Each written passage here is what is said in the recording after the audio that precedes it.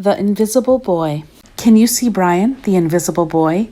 Even Mrs. Carlotti has trouble noticing him in her classroom. She's too busy dealing with Nathan and Sophie. Nathan has problems with what Mrs. Carlotti calls volume control. He uses his outside voice inside too much. Sophie whines and complains when she doesn't get her way. Nathan and Sophie take up a lot of space. Brian doesn't.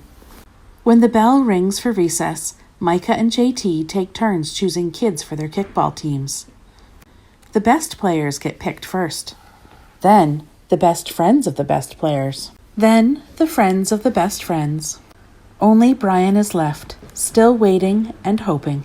JT glances in Brian's direction and, just as quickly, looks away. We've got enough players for each team, he tells the others.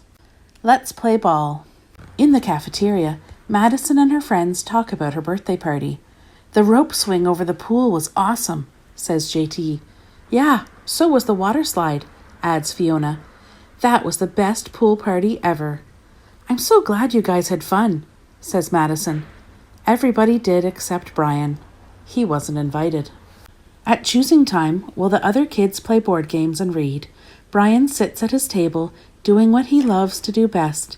He draws fire-breathing dragons scaling tall buildings, space aliens locked in intergalactic battles, greedy pirates digging for treasure, and superheroes with the power to make friends wherever they go. On Monday morning, Mrs. Carlotti introduces Justin, a new student, to the class. Brian smiles shyly at him. Some of the other kids sneak looks at Justin, trying to figure out if he's cool enough to be their friends. They haven't quite made up their minds yet. At lunch, Madison and JT watch Justin eat with chopsticks. What's that? Asks Madison as she points at Justin's food. It's bulgogi. Bul what? Bulgogi. It's Korean barbecued beef. My grandma made it for me. It's really good. Do you want to try some? There's no way I'd eat boogergi. And the kids laugh. All of them, that is, except Brian. He sits there wondering which is worse, being laughed at or feeling invisible. The next day, when Justin goes to his cubby to put away his backpack, he notices a piece of paper with his name on it. Justin, I thought the bulgogi looked good. Brian. At morning recess, Brian finds a piece of chalk on the ground and starts drawing away. You're Brian, right? Yeah. Thanks for the note. Hey, Justin, Emilio calls from the tetherball court. You're up next. Sorry, I gotta go, says Justin. By the way, that's a really cool drawing, he adds before taking off. Back in class, Mrs. Carlotti asks the kids to team up in 2s or 3s for a special project. The kids scurry around the room to pair off. Brian heads toward Justin. I'm already with Justin, says Emilio. Find someone else. Brian looks at the floor, wishing he could draw a hole right there to swallow him up. Mrs. Carlotti said we can have up to 3 people in our group. We're only 2. Come on, Emilio.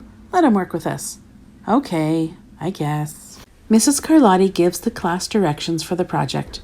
Your assignment is to work together to write a story about what you see in that photograph. Use your imagination and have fun. Whoa, cool, says Emilio. What kind of people do you think live in houses like that? I don't know, but I bet Brian could draw them to go with our story, says Justin. Brian smiles as he takes out his lucky pen.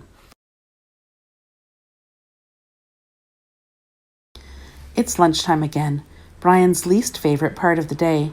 Another 20 long minutes of kids talking and laughing with everyone else but him. Brian, he hears someone shout.